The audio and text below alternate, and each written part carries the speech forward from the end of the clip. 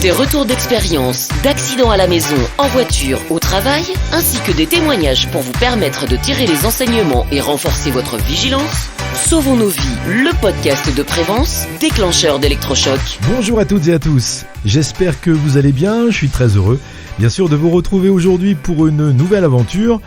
Vous le savez, dans ce podcast, je vous raconte des histoires vécues au travail, sur la route, mais aussi, bien sûr, aussi à la maison, car la santé et la sécurité n'ont pas de frontières et ne s'arrêtent jamais après votre journée de travail.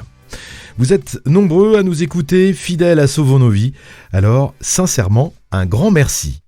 Je vais vous raconter aujourd'hui une histoire qui s'est déroulée au travail. Nous sommes vendredi, le week-end est à 2 doigts de commencer et l'excitation de retrouver sa famille ou ses amis plane dans l'air. Patrick termine sa semaine sur un chantier de construction. Il travaille dans le bâtiment depuis plus de 20 ans, un métier qu'il adore, mais qui n'est pas sans risque. Ce jour-là, il doit intervenir dans une fosse d'ascenseur en cours d'installation. Une fosse de 30 mètres de hauteur.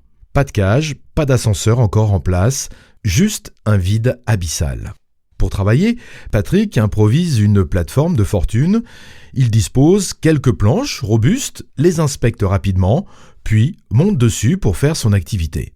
Le chantier est calme en ce vendredi après-midi. La plupart des ouvriers ont déjà terminé leur journée.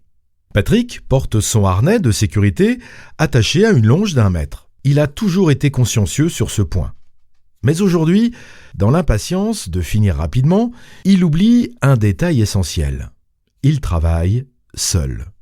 Il n'a pas pris son téléphone, et ce n'est pas la première fois. Les minutes passent, concentré sur sa tâche, Patrick ne remarque pas que l'une des planches commence à fléchir. Le bois craque doucement, presque imperceptiblement, tout du moins au début. Puis soudain, crac, la planche cède. Patrick chute.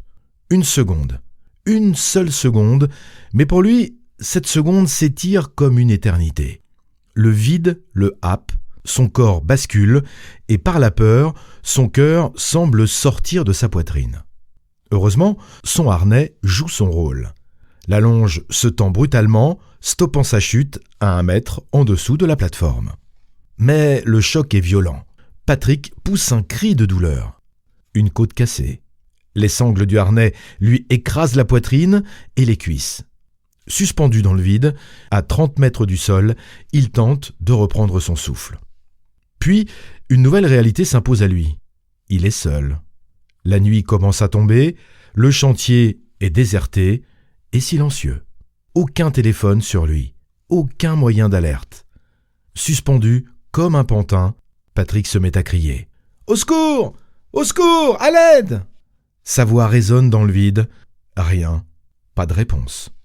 Les minutes s'égrènent, ses bras commencent à s'engourdir. Il essaie de bouger un peu. Chaque mouvement réveille une douleur lancinante au niveau de sa côte. Il a peur. Peur que son harnais ne tienne pas. Que les coutures de la petite longe d'1 mètre ne cèdent sous son poids. L'angoisse le submerge. Puis, enfin, un bruit. Des voix. À une 20aine de mètres, 2 ouvriers d'une autre entreprise passent près du chantier. Patrick hurle de toutes ses forces et ils l'entendent. L'un d'eux se met à courir près de la fosse. En voyant Patrick suspendu, il comprend immédiatement la gravité de la situation. L'un des ouvriers a une idée. « Hé, on a une nacelle avec un bras déporté. Allons la chercher !» Les 2 hommes s'activent. Quelques minutes plus tard, la nacelle est en place. Lentement, ils manœuvrent le bras jusqu'à Patrick, qui est maintenant à bout de force. Ils parviennent à l'attraper et à le ramener doucement au sol. Une fois en sécurité, Patrick s'effondre. Crac. Une grosse frayeur. Mais il est vivant. La douleur physique est insignifiante pour lui. Les secours sont appelés et arrivent rapidement sur place. Après des examens, il s'en sort finalement avec une côte cassée, des contusions et un souvenir qui restera gravé à jamais dans sa mémoire.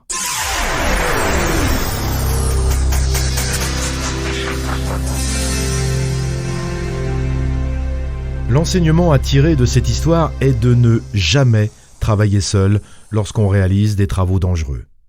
La présence d'une autre personne peut faire toute la différence entre la vie et la mort. Mais aussi toujours prévoir un moyen d'alerte, même à deux. Le téléphone portable ou une radio peuvent sauver des vies en cas d'urgence. Patrick a eu de la chance, mais combien d'autres n'en ont pas eu ?